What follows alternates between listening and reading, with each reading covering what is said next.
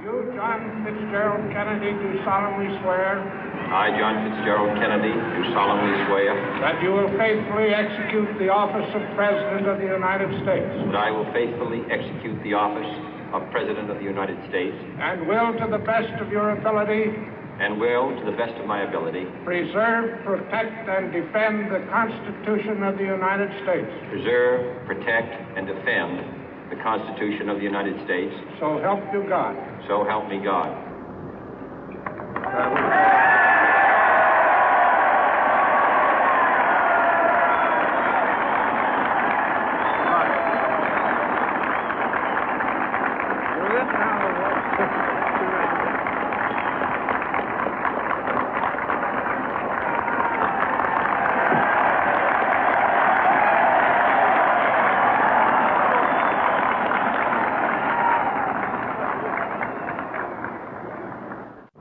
Vice President Johnson, Mr. Speaker, Mr. Chief Justice, President Eisenhower, Vice President Nixon, President Truman, Reverend clergy, fellow citizens. We observe today not a victory of party, but a celebration of freedom, symbolizing an end as well as a beginning, signifying renewal as well as change. For I have sworn before you and Almighty God the same solemn oath our forebears prescribed nearly a century and 3/4 ago.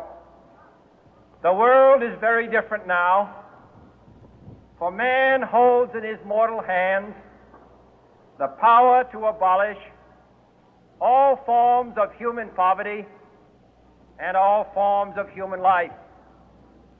And yet the same revolutionary beliefs for which our forebears fought are still at issue around the globe. The belief that the rights of man come not from the generosity of the state, but from the hand of God. We dare not forget today that we are the heirs of that first revolution.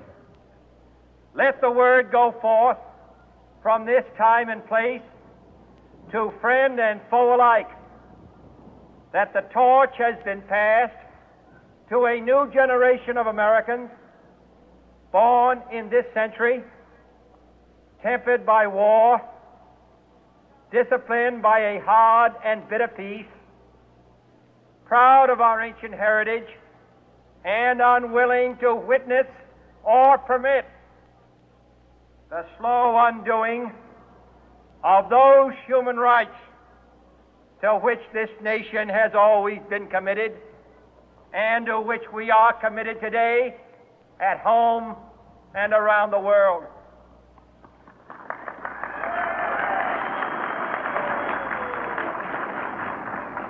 Let every nation know, whether it wishes us well or ill, that we shall pay any price, bear any burden, meet any hardship, support any friend, oppose any foe to assure the survival and the success of liberty.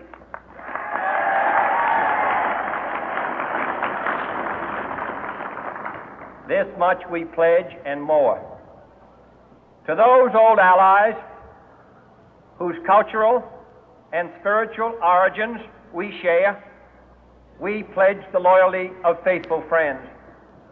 United, there is little we cannot do in a host of cooperative ventures. Divided, there is little we can do, for we dare not meet a powerful challenge at odds and split asunder. To those new states whom we welcome to the ranks of the free, we pledge our word that one form of colonial control shall not have passed away, merely to be replaced by a far more iron tyranny. We shall not always expect to find them supporting our view, but we shall always hope to find them strongly supporting their own freedom, and to remember that in the past, those who foolishly sought power by riding the back of the tiger ended up inside.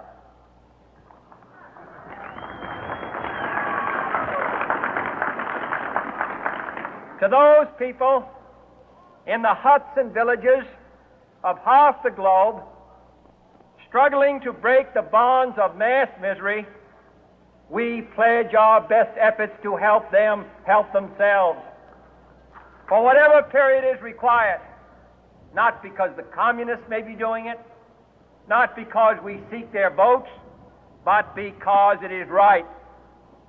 If a free society cannot help the many who are poor, it cannot save the few who are rich.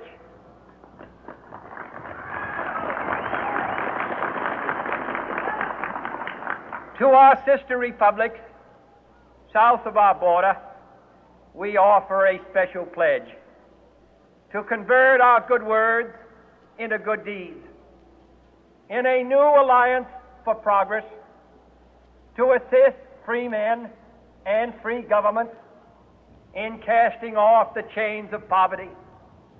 But this peaceful revolution of hope cannot become the prey of hostile powers. Let all our neighbors know that we shall join with them to oppose aggression or subversion anywhere in the Americas. And let every other power know that this hemisphere intends to remain the master of its own house.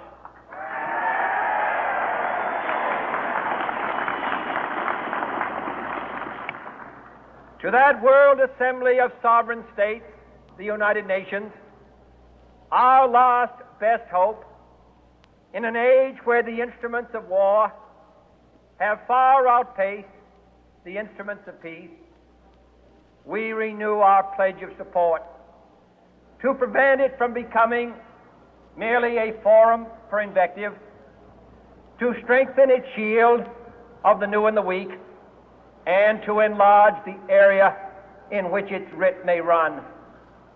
Finally,